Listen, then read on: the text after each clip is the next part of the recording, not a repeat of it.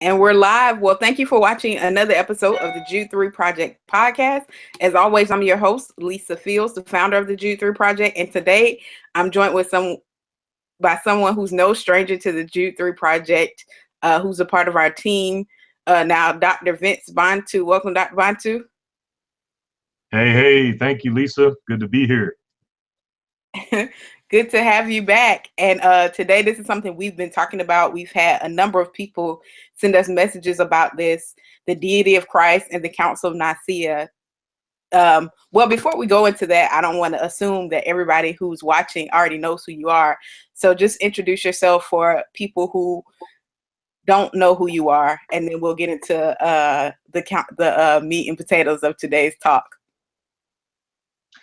Again, my name is Vince Bantu, and I'm here in my hometown, St. Louis, Missouri, from the Lou, and I'm a pastor here at Outpour Evangelical Covenant Church, which is a multi-ethnic church right here in St. Louis, and then also I teach missiology, study of missions, cross-cultural ministry at Covenant Theological Seminary.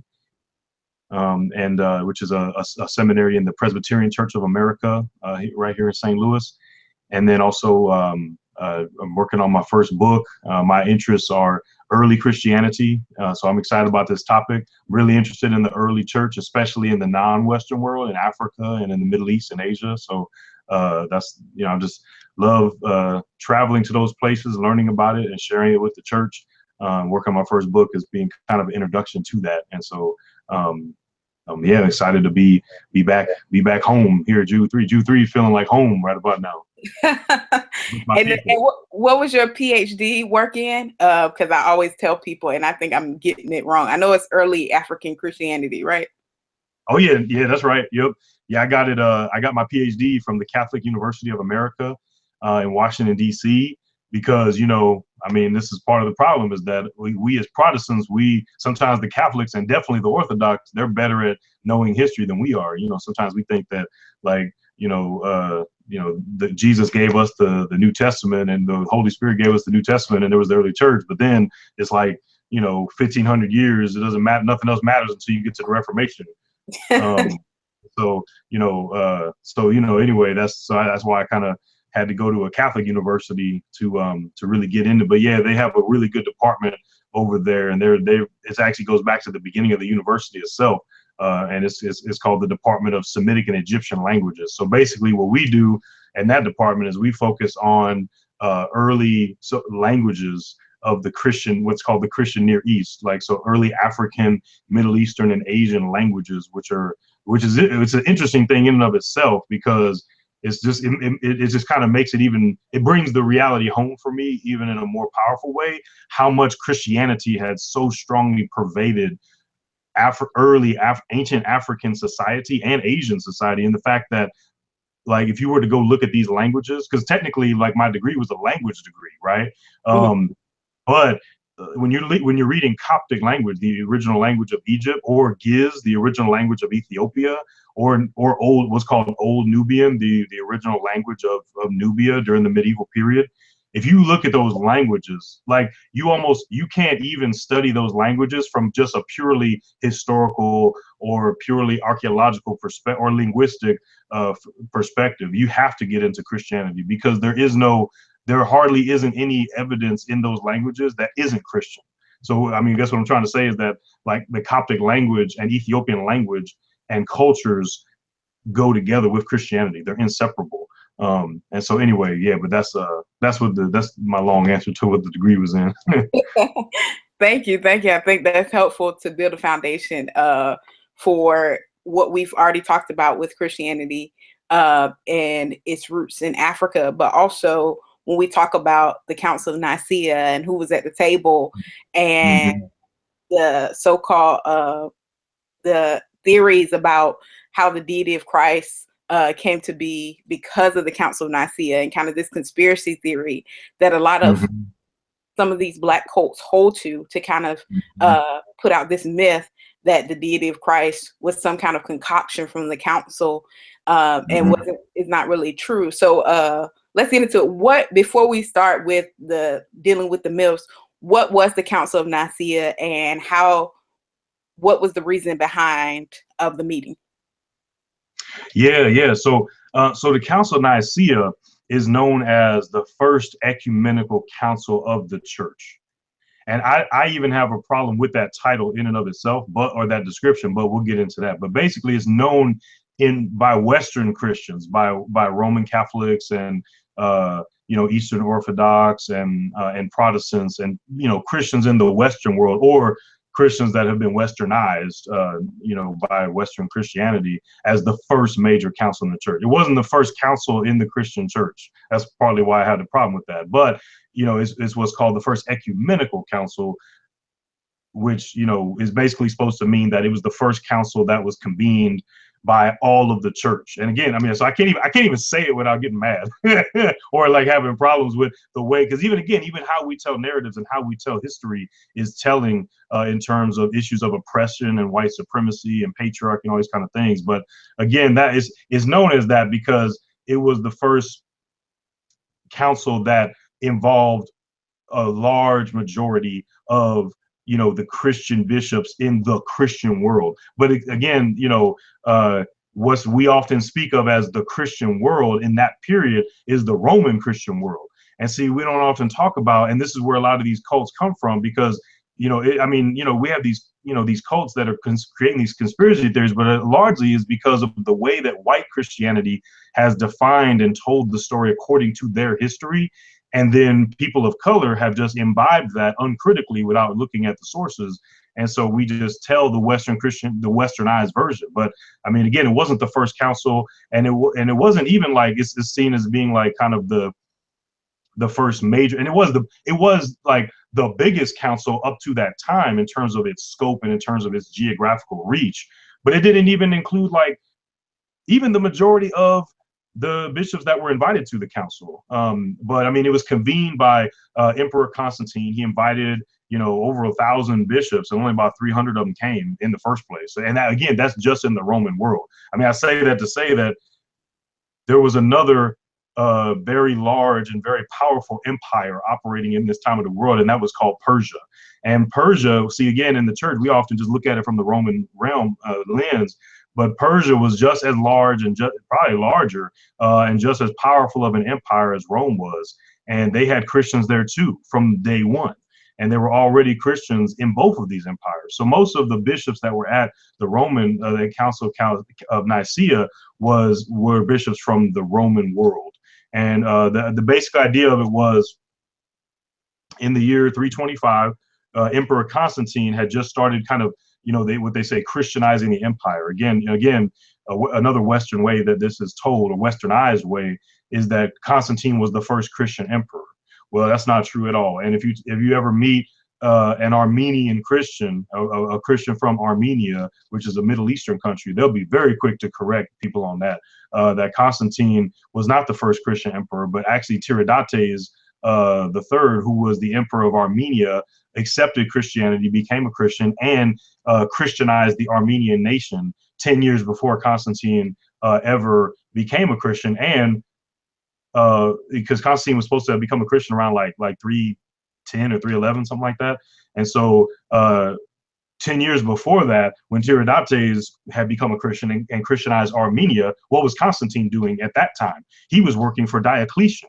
He was a commander under the Emperor Diocletian, who was the Roman emperor before Constantine, who was responsible for the greatest persecution of Christians in Christian history, called the Great Persecution, which happened like in the late 200s, early 300s, where Diocletian was, in the Roman Empire, was going around killing Christians and confiscating property and removing them from their positions in society and government.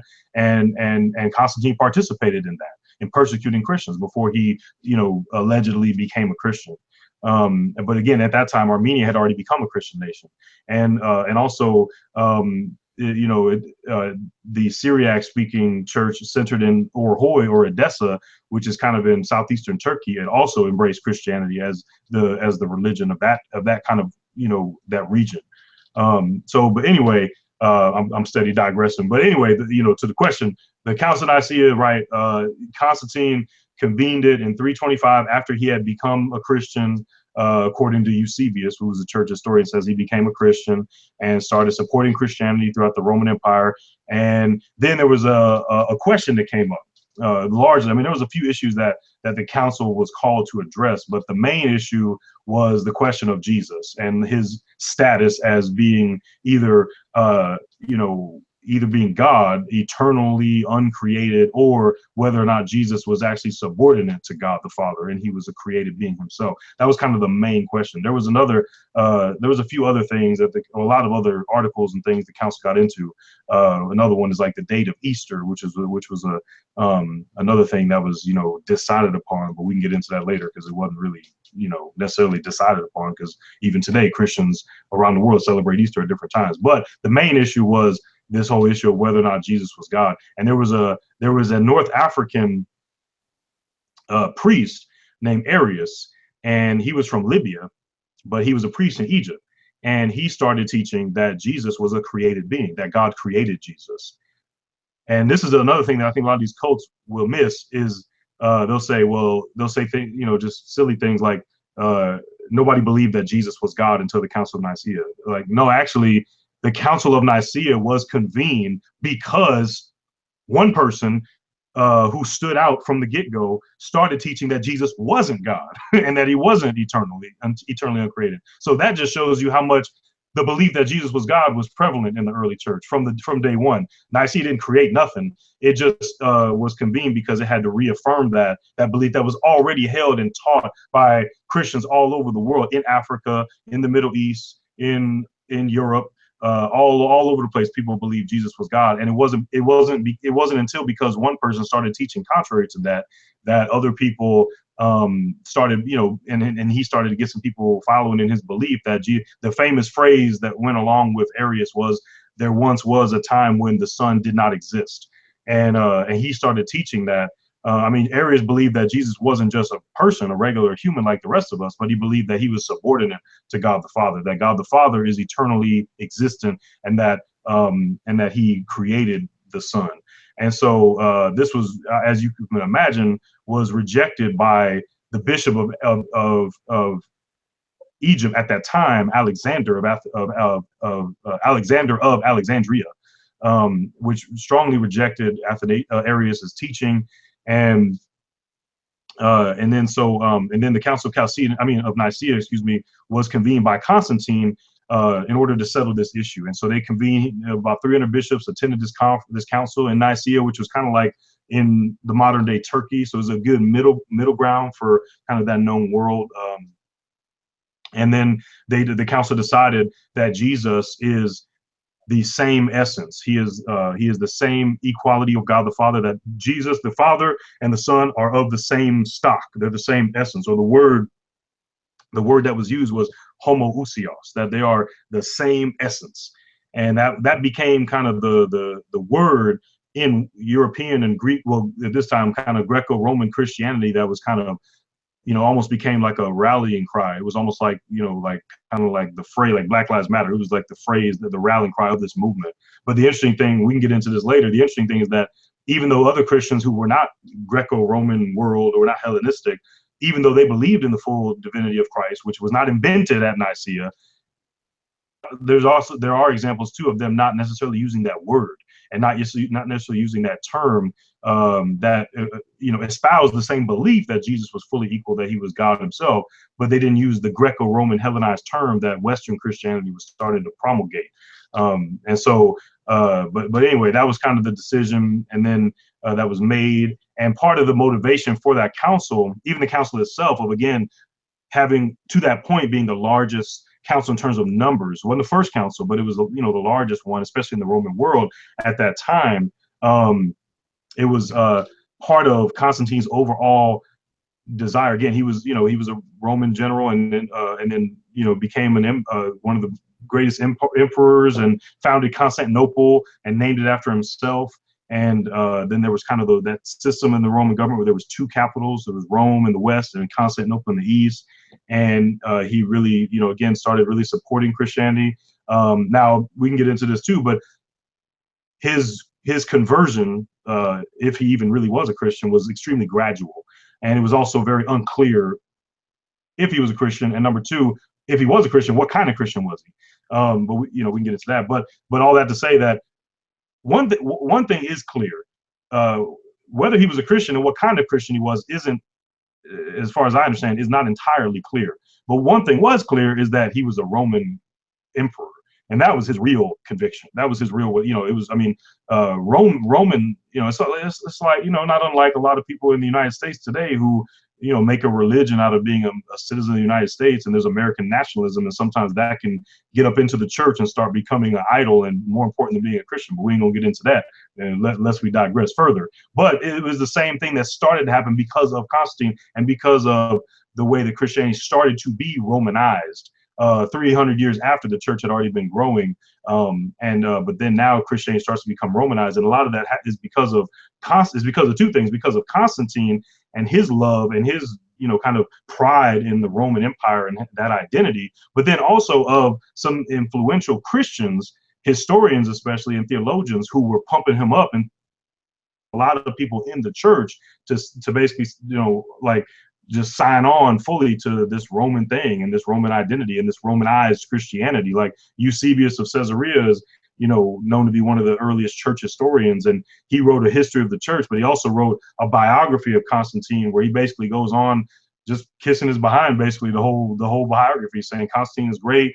And, he's, and I mean, you can kind of understand because Christians had, especially in the Roman Empire, they had been severely persecuted for so many years. And so to go from, in just a few years, go from being severely persecuted in the Roman Empire to now they have a Christian emperor. And so now they can start building churches, and they can start, you can understand why they would want to, I mean, it's sort of like how we in the Black church, now we have more freedom than we had before. Now all of a sudden we start drinking the Kool-Aid of white prosperity theology, but I ain't gonna get into that either. I'm just gonna throw that in there. But it's kind of a similar dynamic that happens to where you can understand it, but then also, again, you start to see this deeply Romanized Christianity start, in terms of architecture, start building massive church structures that are modeled after Greco-Roman architecture, start modeling church hierarchy over the Roman government. And then again, using terminology like, homoousios, which is like, again, Platonic Greco-Roman terminology that comes in and starts to define Christian theology. And so again, the idea that Jesus was God was not new, but, to term it in that way, in a language that wasn't familiar with a lot of other people, it didn't necessarily communicate, into other parts of the world. But again, it was all part of, Peter Brown from Princeton University, he makes this point also in his book, Rise of Western Christendom, is the way in which this was the Council of Nicaea and bringing everybody together to decide on one belief, on what the church believes and all that kind of stuff. That was part of Constantine's overall motivation to unite the empire and unite the Roman Empire and Roman identity and all that kind of stuff. And since Christianity was becoming his new kind of patron religion, that creating a unified system of belief in his empire was just kind of a part and extension of that. So that was kind of the motivation of it. Sorry, that was a long answer. No, it was good. It was good. When we talk about it being kind of the council being polluted by Constantine, how can we be sure that he didn't influence these bishops in a way to kind of create things, in a sense? I think there's a number of ways.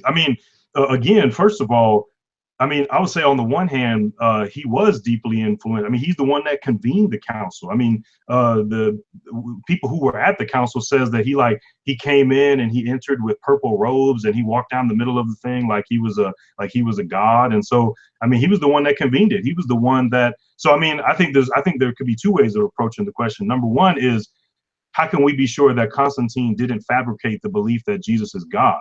That's a whole other question. Again, but to me, it's a different question from how can we be sure that Constantine did not strongly influence the council? To me, those are two different things. I would say that the council, in many ways, it was his idea. It was his baby. It was his kind of gathering. And so he deeply was influenced in the council, and he was deeply influenced in the proceedings of that council. But again, the council, but I mean, but we have to get to the more foundational question is, how important and how formulative is that council for Christian belief and Christian doctrine? And that's a whole other question. While he may have really brought together and controlled in many ways, and kind of was almost trying to step in like a pope, like he was an emperor, but almost kind of like a pope at the same time, which makes sense. And again, Peter Brown points this out. In Roman religion, emperors were God. And so it would kind of make sense that he would want to have some kind of, maybe he even thought he was like trying to act like a pope and a bishop. And certainly later on, Roman emperors like Justinian and others did try to step into church affairs and control things. But again, that's Western Christendom. And that's, again, that's why I'm trying to make these connections between American Christian nationalism, that white Western Christianity does have a history starting with Constantine of muddling the lines between politics and religion, and kind of seeing those things as the same thing, as coterminous, and having national identity become an idol. But that's not the only trajectory. That's not the only history of the church. That was just that was this particular story. So he deeply influenced the council.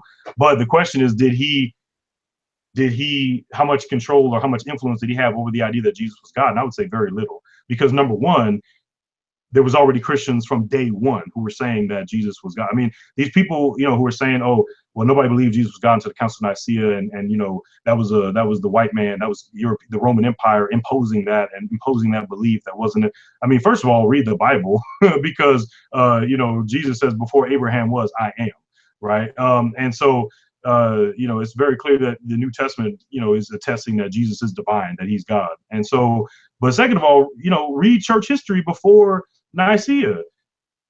Irenaeus, they can read Tertullian, they can read Justin Martyr, who, again, Justin Martyr picks up on when John in chapter 1 says that the Logos was God.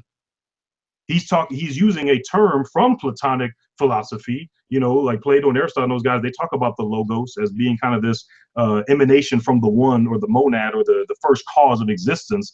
And so he's using that term, but he's placing it under the authority of kind of the Hebrew, Semitic, Middle Eastern concept of God, and he's using it to describe the relationship of Jesus to the Father. And in doing so, he's basically John is making it clear that Jesus is God, that the Logos was God. And so Justin Martyr picks that up in his writings. And, Justin Martyr was one of the earliest Christian writers, and he lived right in the beginning of the 2nd century into the middle of the 2nd century. And he also clearly, people talk about Logos theology that was really strongly developed by Justin Martyr, who's borrowing it from the Gospel of John, or kind of developing it from the Gospel of John, who makes it extremely clear that Jesus was God and that he was divine. And Tertullian is one of the earliest people to use the term Trinity. And so again, people say, oh, the Trinity, that's a Western imposition. Well, Tertullian was North African. He was an African brother. He was a Berber-speaking North African brother who also wrote, he wrote in Latin, but he was a North African Christian who used the term Trinity almost a century before the Council of Nicaea ever was. Again, it was only because one person, Arius, started saying Jesus wasn't God, that was why that big council had to happen. And so, and that's kind of how we still are in the church today. It's not till someone starts speaking something contrary or false that now we have to come up with an answer and a response. It's sort of like how Marcion, who was an early church heretic, he created a new Bible canon that excluded the Old Testament because he didn't believe that the Old Testament God was God. And so it was that caused the church to have to come up with, well, what is the real canon, and so have to kind of give a response to that. So that in itself is, I think, a response we can give to these people when they say that, oh, the deity of Christ wasn't said until the Council of Nicaea. It's like, no, in fact, if anything, the idea that Jesus wasn't God wasn't said until the Council of Nicaea, which is what necessitated and precipitated that particular conference. And so yeah, I mean, again, that's so in that regard, we can say Constantine really doesn't have much to do with, and in fact, worked against that idea, because again, this goes back to the question of, whether Constantine was Christian and what kind of Christian he was, because again, and Peter Brown points this out, and Timothy Barnes and other people that have worked on Constantine and his religion and his relationship to the church, again, is number one, it seems really clear that his first love was the Roman Empire and expanding that, and seeing Christianity as an opportunity to unite the empire and to around one particular religion. But also, Constantine was he wasn't baptized until like years after the Council of Nicaea. So he's trying to rule this council as a bishop, but he's not even baptized. And again, in early Christianity, especially, that's a very important thing. And so, and the other important thing is that when he was baptized by an Arian. He was baptized by another Eusebius of Nicaea, who was an Arian. The person who baptized Constantine did not believe that Jesus was God, that he was uncreated.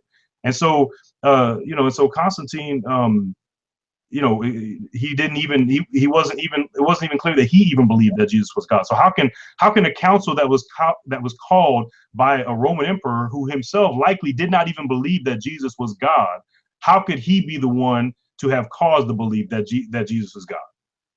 So it doesn't add up. It doesn't make sense. Yeah. Mm-hmm. Who was at the council? And I'm talking kind of nationalities represented. Who, especially of African descent, from the continent of Africa, who was there? Who made up the council? Because there's this myth that it was just white Europeans there that made up the council. So what was the makeup of the council? Yeah, that's a good question. I mean, I should say that there weren't that many. I mean, this gets into another question of whether Egyptians were black. There were obviously a lot of Egyptians there because Athanasius. So I mentioned Alexander of Alexandria, who was the first bishop who was really combating against Arius, and he was before the council ever happened. So before Constantine ever came in and said, "Well, I'm going to just try to settle this issue for y'all." And Alexander of Alexandria was defending the long-held belief that Jesus is God. Again, in all the early church historians, 1st, 2nd, 3rd century, were all saying that. It wasn't new. It wasn't nothing new. The belief that Jesus wasn't God was new. And so Alexandria was already defending that idea, but then also after him, the Pope of Egypt after Alexander was Athanasius. And Athanasius was really one of the main defenders of the doctrine of that Jesus is God. And he came after. He was also an Egyptian. He was the Pope of Egypt. And so Athanasius and many other Egyptians were present at the Council of Nicaea. Now, I mean, do we call them African? Well, that's, it's kind of a, it's a questionable thing for a couple of reasons. Number one, now on the one hand, obviously Egypt in this time was not known as Africa. Like, Africa was a province of the northern Mediterranean coast, like what we now call Tunisia. That was the Roman province of Africa where Carthage was, and it was also like the whole region was called Numidia. So like where Augustine and Tertullian were from, that was called Africa in ancient times. But like Egypt, Nubia, Ethiopia, that was not known as Africa at that time. But I mean, at the same time, without being anachronistic and understanding that historical delineation, I think that it can still be appropriate to use the term African in this larger sense. I mean, in the same way we might call, kind of people in the Greco-Roman world European, even though the idea of Europe didn't develop till later either. But then also, I think in a colloquial sense, when we say African, I think sometimes we might mean, we might mean black person. That's what we usually think of. And then that gets into the question of, were Egyptians black? Well, I don't think they were in the way that we define black. They were definitely not white. They definitely didn't look like Elizabeth Taylor, or whatever that Moses movie that came out a couple years was like. They certainly weren't European or light skin or white, but honestly, even people in a lot of the Greco-Roman world weren't white either. They were like, brown people, which was going back to the question. The majority of the people who were present at Nicaea were from like kind of the Greek-speaking world in what's now known as Turkey or Greece or Egypt, or also the Middle East, Palestine, Syria. So it was from that world. So it was a bunch of brown people in the Council of Nicaea. There was probably very few white people, and there were probably also very few black people. Now there probably would have been a few, especially there likely could have been, but there were a lot of Egyptians present. But also there was one Persian person present. That's another important thing, is that again the Persians, they had their own church going, they had their own church hierarchy, and they were also a major part of the early church that we don't talk about because it's not Western history, but that's Eastern history. That's, you know, Persian, Iranian history. That's also important. There was actually one delegate to Nicaea who was from Persia. You know, one of the bishops in Persia who was present. But Persia is an interesting case study to just show how much the extent to which Constantine and the Roman Empire and all the attempts that, you know, European white people have made, starting at this first pivotal point up until today, of trying to control Christianity, that even though there still is those efforts, it doesn't succeed, and it still doesn't. It's not the end of the story, because you know, Nicaea and Constantine was like, well, we're going to make this definitive answer on a belief that the church has already held, both in Africa and in the Middle East and in Europe. And so, but again, even though it's supposed to be this definitive statement, the Nicene Creed, right? The idea that we believe in one God and that Jesus is, you know, homoousios, he's the same essence. That creed was not accepted in Persia until almost a century later. So even though this was the first ecumenical council, well, it was maybe the first Roman ecumenical council, but that really had no effect in Persia. And Persia had its first large ecumenical council too, which was also convened under the auspices of the Persian Shah. And it was also overseen, though, by a Christian bishop named Isaac. So it's called the Synod of Isaac, and that happened in the year 410. And that's actually seen as to be the beginning of the, you know, really hierarchy and the structure of the Persian church. But we don't even talk about that. And so they decided freely, they didn't have to, because Constantine had no authority in Persia. And in fact, the fact that Constantine had tried to start to Westernize and Romanize Christianity, that actually made situations harder for Persian Christians, because now, you know, again, Christians have been in Persia since early stage, since like the 2nd century. So long, again, and they were believing Jesus was God too. So and these were brown Middle Eastern Persian Christians that, you know, that believed in the word and believed in early Christian teaching that Jesus was God. And so so for them, it wasn't no big deal. There was no Arius over there teaching that he wasn't God, especially because they were in the minority in the Persian Empire under a Zoroastrian government. But they had lived freely before the 4th century, before the Council of Nicaea, and before Constantine decided to become a Christian. They weren't persecuted. So while European or Western or white Roman Christians were persecuting Christians in the Roman Empire for believing in Jesus and believing that he was God, in Persian Empire, they were free. They were living free. They weren't persecuted by the Persian government. In fact, some Roman Christians went to Persia to escape and to live, and they lived more freely in the Roman Empire. I mean, in the Persian Empire, excuse me. And so now at the Synod of Isaac in Persia in 410, they embraced the Council of Nicaea, but they also changed the wording of it and to fit it more into their East Syriac speaking Persian context. So that just is a way of showing that they were going to embrace on their own terms this creed that had become popular. And so it wasn't forced on them, but they embraced it themselves and even altered it a bit to fit their context. And so so again, based on all of that, the fact that Christians, already believed in it and continue to after the fact, Constantine wasn't the one controlling that. But anyway, get back to the other question: is that who was present at the council? Again, the primary leadership in the church, even though it was called by Constantine and he was the one that was kind of trying to put his stamp all over it. A lot of the presiding Christian leadership, the main bishops that were in charge of that were the ones from Antioch, Jerusalem, and Alexandria, Athanasius of Alexandria. So these were Egyptian, Palestinian, and Syrian bishops who were the ones in charge. Again, these are brown people, right? These were brown Middle Eastern and North African Christians who were the ones running the show. Just like there were very few. I mean, it's possible there was a lot of Egyptians there. It could have even been possible that there may have been, maybe Ethiopians or Nubians present. I don't know of any, record of that. But also there was like, I think maybe one, just like there was one Persian bishop attested who was in attendance. I think there was also one Gothic bishop who was in attendance, because this is at an early stage where Christianity was not really present that much in what we now call Europe and all that. And so the being in Nicaea, it was largely people from North Egypt, from North Africa, Antioch, Middle East, Palestine, Syria, Anatolia or Asia Minor, what we now call Turkey, and then Greece. Mostly people were speaking Greek, but they had different sub-languages, different sub-ethnicities, and they were all brown people.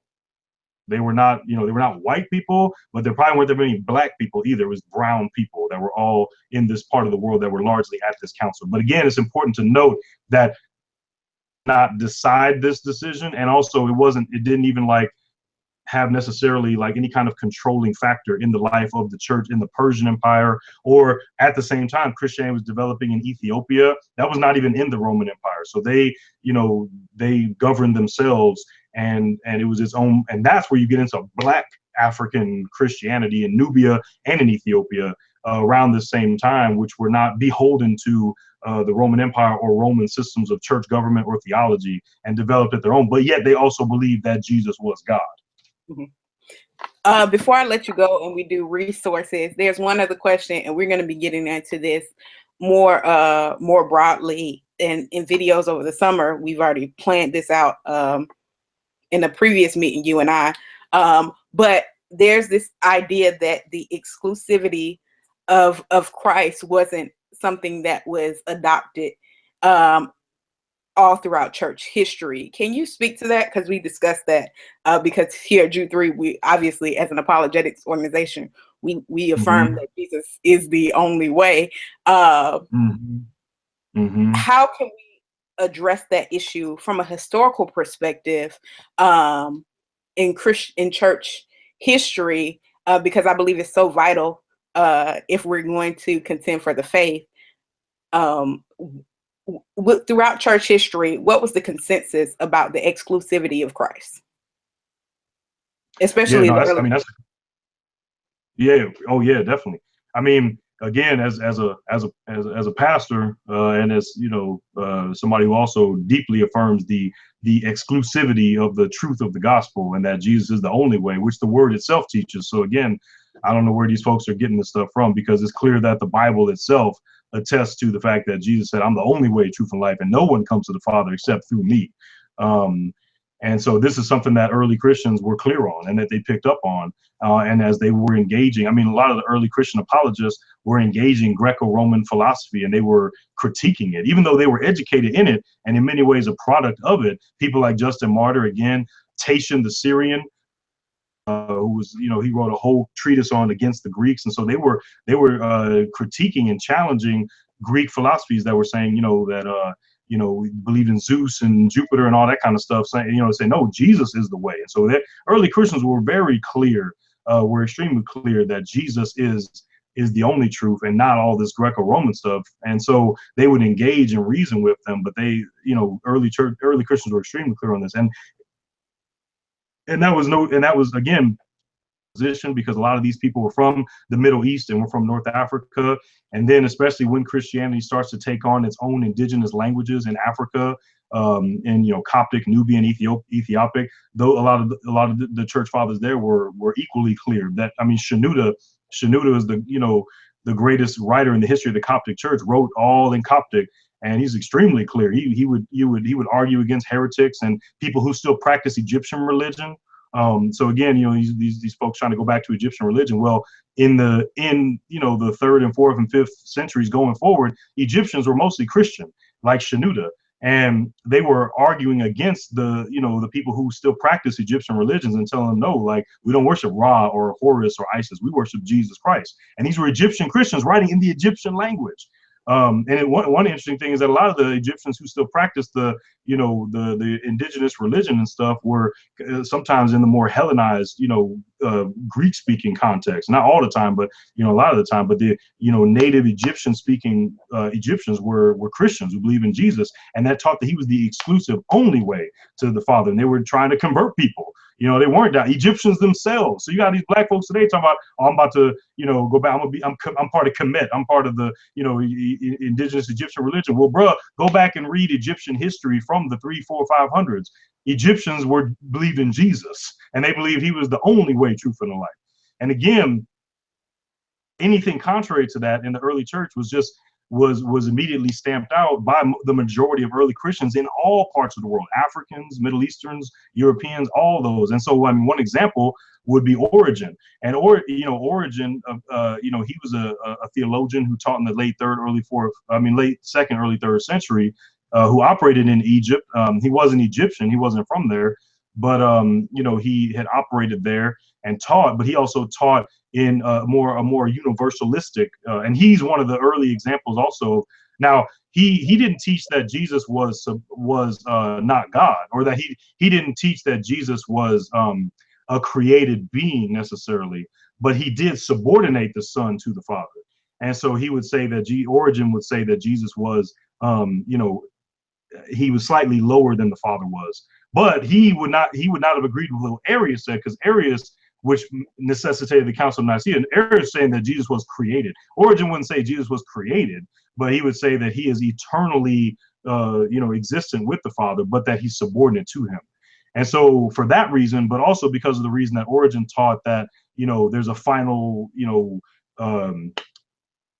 of all things, you know, the apokatasis, that all things will be saved, and you know, that even the devil, you know, well, that was something that Origen taught. For those reasons, he was condemned in his own time, and again, he was condemned by, and he was kicked out of his office as a teacher in Alexandria by the Alexandrian bishop Demetrius. And so again, even in moments in church history where people say these things that are contrary to the teachings of Scripture, then the majority of Christians in Africa and in Egypt in particular reject them and say, no, that's not right. And so Origen was kicked out for saying, well, all, you know, people will be saved, or, you know, and, you know, all that. And actually, really, that's different than even, you know, he had like a universalistic perspective, but he didn't even, but he would have still affirmed that that was through Jesus, that was through the Logos. But this whole idea that we have nowadays of like, you know, there's multiple roads to salvation and it's not necessarily through Jesus. Honestly, that's a creation of white European and North American liberal theology, honestly. And that, you know, and this, you know, and so if anything, if, you know, people will say, because, you know, even as an evangelical, you know, or I mean, I don't necessarily use that word, but as a Bible believing Christian, put it like that, somebody that believes in the authority of the word, and that Jesus is Lord, that he dies and rose again, that he's the only way, truth, and the life, and, you know, and that all, you know, everybody, that he's the only name under heaven which people will be saved. As a person who believes that, but as a scholar, as an African American, and as a scholar, and I know we're going to be getting into this too, you know, with some of the stuff we're working on with Jude 3, it's very hard to be in that space, because most African American scholars of religion, people who are on the doctoral level in academia, most of them are more liberal on that view. They don't believe that, and I've even had people literally, in, you know, kind of, you know, side conversations, things like that, make these kind of comments like, oh, you on the plantation, or, you know, that's, you know, and they're saying the same things that some of these people on the streets are saying. That's the white man's idea, that's the white man's theology. But it's like, no, if anything, you know, you're taking on like a very like kind of white man's theology, because the idea that, you know, there's all these different truths and your truth is your truth, but there's no, that's an idea that's really a modern, like kind of a postmodern idea that was invented by white liberals, that, you know, a lot of people, you know, will just imbibe that. But again, it's an idea that is not present in the majority of Christian history, especially in the early church, and especially in Africa.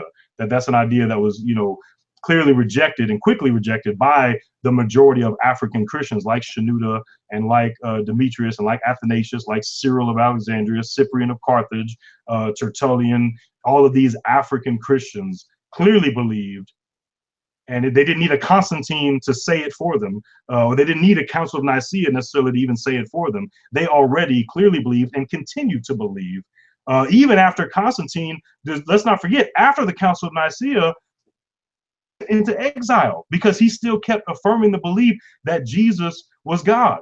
But, you know, then after Constantine, you had Constantius, Emperor Constantius, who was Arian, and he didn't believe that Jesus was God. And so he tried to impose that belief in Ethiopia. And that was right around the time Ethiopia had become Christian under King Ezana. But Ethiopia said, no, we're not down with that. These were Black African Christians, a Black African Christian kingdom, who were just after the Council of Nicaea. The Roman emperor was trying to impose the belief on African Christians that Jesus was not God. And the Ethiopian church said, no, we believe that Jesus is God. That's been their belief since day one. And so, and then Athanasius was being sent into exile. Then you had Julian, who was emperor in the 360s. He was trying to take Rome back to paganism. So Rome actually didn't become officially a Christian state until almost the 4th century. You know, I think like till much later, after Nicaea. And so again, the Council of Nicaea and Constantine didn't even have that much effect on. I mean, they did, but in some also other ways they didn't. In the sense that African Christians and early Christians in all over the world had mostly believed that Jesus is God and that He's the only way. Kind of what the Roman government was trying to do. I think that's powerful and helpful to our viewers and our listeners. What resources would you recommend for people who want to study further? I know we'll be cranking out more resources throughout the summer, but for those who want to just grab a book on this and delve deeper into this, what resources and books would you recommend? And then how can people get in contact with you on social media? Yeah. I would say, one book that comes to mind, is for understanding, especially in Africa, and especially in Egypt, for how the role that Egyptian Christians played in defending the belief that Jesus is God, and just how that was really a part of the Egyptian church is called The Early Coptic Papacy by Stephen Davis, and so that especially the beginning part of that, the opening of that book, I think the first couple of chapters talks a lot about how, because again, even though Constantine was trying to convene the council, the major players and the major theologians defending orthodoxy were Egyptian. Athanasius was the chief among them, and so that just kind of gives a good introduction for how the Egyptian church was at the center of defending the the belief that Jesus is God and rejecting one of its own priests who was saying that Jesus wasn't God. So I think that's a good book, Early Coptic Papacy. Also, again, I mentioned earlier, but Peter Brown's book, The Rise of Western Christendom, I think that's a very sobering, but also very good look at, again, the way in which the Christianization of Rome was in many ways kind of at the ways in which Roman culture and Roman identity and Roman Roman identity was really kind of playing into and affecting and kind of in some ways co-opting the Christian tradition, and just how in Constantine and his reforms and all that he tried to do. I mentioned Timothy Barnes, his book Eusebius and Constantine. Again, that shows kind of the way in which Eusebius as a church historian kind of props up Constantine, as a as this Christian patron and all that kind of stuff. But again, from the other side, I have a paper that I wrote. If anybody wants to hit me up on social media, I'll send it to you. I'm gonna try to turn it into an article. But again, it's on the way in which Christians who were not in the Western world, Christians of color, who didn't, who were speaking in indigenous languages, were Christian, believed Jesus was God, did not necessarily. So I mentioned that. But Ephraim the Syrian is a early church father who believed strongly. He argued against Arianism, and he believed strongly that Jesus was God, but he did not like that word homoousios, and he rejected that. And I think it's a really good example of how non-Western Christians, both then and today, can affirm biblical theology, but in our own voice, in our own way, in our own culture, in our own language. It doesn't have to be imposed by Western Christians. And so there's a book, a friend of mine who teaches at St. Louis University recently published a translation of Ephraim's Hymns on Faith. He briefly touches on this issue in like a footnote, but I've expanded that into a paper that I just presented at an early Christian conference. And so I can send it to him. I'm going to try to turn it into an article, but it just gets into that dynamic of how, and I think it's a really good example and a really good thing that people should know, that the Council of Nicaea and even the terminology that it created was not embraced everywhere by Christians who still believed, that Jesus is God and were very, orthodox and biblical in their faith, but they just didn't feel the need. And because I think that can help when you have people coming at you saying, Christianity is the white man's religion. It was created at Nicaea and by Constantine. We say, no, there was other Christians who didn't even buy into Constantine or buy into Nicaea necessarily, but they still said, similar ideas. They just said it in their own way. So I think those would be some good books that, so again, those are some that come to mind immediately, but definitely hit me up if there's any more questions or follow up about that. You can, hit me on Facebook, Vince Bantu, and also, feel free to shoot me an email, vince.bantu@covenantseminary.edu. And I'd, love to keep chopping it up. That's awesome. Thank you so much, Vince. This has been a great time. And we will have you will be doing more stuff because you're with Jude 3 all the time. We're going Right. to the tour and all that stuff. So you're a part of Jude 3, the team. So you'll be on here more. Thank you for watching another episode. Remember to know what you believe and why you believe it.